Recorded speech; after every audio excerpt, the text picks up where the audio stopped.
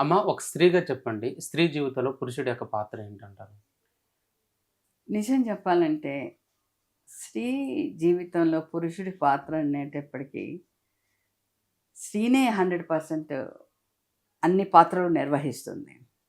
పురుషుడు ఏదన్నా సంపాదిస్తున్నాడో లేదో అది కూడా కాదు. ఒక ఇంటి బాధ్యత, పిల్లల బాధ్యత, అన్ని బాధ్యతలు చూసుకుంటూ, వచ్చిన చుట్టాలను చూసుకుంటూ, భర్త శ్రేయస్సును చూసుకుంటూ, అన్నీ ఆలోచిస్తుందంటే స్త్రీనే.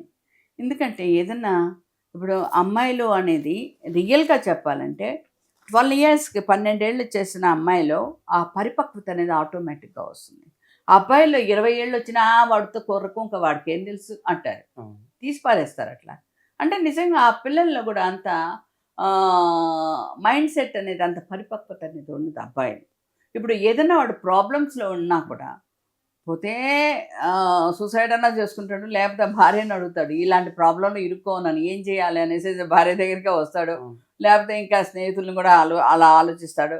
తనంతట తను ఏది సరిగ్గా తీసుకోలేడు. ఇంకా భార్య చెప్తుంది ఇట్లా చేసుకోండి, ఇట్లా చేయండి అనేసి. అందువల్ల ఈ పురుషుడు, స్త్రీలో స్త్రీ పాత్రే ఎక్కువ. స్త్రీ పాత్రే కష్టం. కానీ ఇప్పుడు ఏదో మీరన్నట్లు తల్లులు పిల్లల్ని చంపే అట్లాంటి తల్లుల్ని ఏరిపారేయాలి కానీ, ఇంకా నిజమైన గృహిణి అనేటప్పటికి ఆమెలో ఉన్న ఔన్నత్యం, ఆమెలో ఉన్న చాతుర్యం ప్రతిదీ కూడా ఈ పురుషుడికి ఒక ఫిక్స్డ్ అసెట్ లాగా నిలబడిపోతుంది. ఓకే. అమ్మ ఇద్దరు వ్యక్తుల కలయిక ఒక వ్యక్తి మరణానికి దారితీస్తుందమ్మా. అక్రమ సంబంధాల పైన మీ వ్యాఖ్య ఏంటి? అక్రమ సంబంధము అనేటప్పటికి ఆ జాడ్యం మనసులో రాకూడదు. ఎందుకంటే పతియే ప్రత్యక్ష దైవం అని పాత రోజుల్లో అనుకున్నారు. కానీ ఇప్పుడు ఏంటంటే భర్త అంటే తన లైఫ్ పార్ట్నర్, భార్య కూడా తన లైఫ్ పార్ట్నర్గానే భావించుకోవాలి.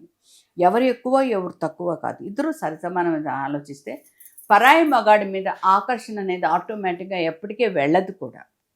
ఇట్లా అలా పిచ్చి వేషాలు వేసి సినిమా మోజులో వేసి ఫలానా అమ్మాయి ఇలా చేసుకుంది కదా, ఇంతమంది బాయ్ ఫ్రెండ్స్ తిరుగుతుంది కదా అన్నాన్ని ఏదో వాత పెట్టుకుందామనేసి చేసుకున్నాం వాళ్లకు ఈ వ్యామోహం ఎటు పోతుందో, ఎటు ప్రాణాలు తీస్తుందో. ముందు ఎందుకంటే భర్తే సొసైటీలో కానీ సమాజంలో కానీ తలెత్తుకోలేడు, చుట్టాల్లో కూడా తలెత్తుకోలేడు. కాబట్టి బయటకు తెలిసిపోయిందంటే భర్తే చచ్చిపోతాడు. భర్తే ఇంకా తన జీవితం వద్దు అనుకుంటాడు. ఎందుకంటే ఇంకా ఒక్కసారి చెడిన ఆడది అనేది మళ్ళీ దాన్ని మంచిగా మార్చలేము. దాని మైండ్ సెట్ అలా పాడైపోయినప్పుడు దాన్ని ఎట్లాగో చేయలేము. ఇదేంటి కుళ్ళిపోయిన పండు పడేస్తాం కానీ దాన్ని ఇంకా మళ్ళీ మంచిగా చేయాలనేసి ఇంట్లో పెట్టుకొని చూడం కదా. అది కుళ్ళిన మనస్సు అనేటప్పటికి దాన్ని వదిలేసేసేసేయాలి. అంటే దానికి అలాంటి ఎదవ జాడ్యం వచ్చింది కాబట్టి దానికోసం భర్త ఆత్మహత్యలు, ప్రాణాలు తీసుకోవడం అనేది ఎందుకు? తను ఇంకేదైనా ఆలోచించుకోవాలి. లేకపోతే పెద్దవాళ్ళతో తనకి ఏమైనా బుద్ధి చెప్పాలి. అట్లా లేనప్పుడు ఇంకా జీవితాన్ని ఇది మనకు సరిపోదు అనేసి మనం డిసైడ్ అయిపోవాలి.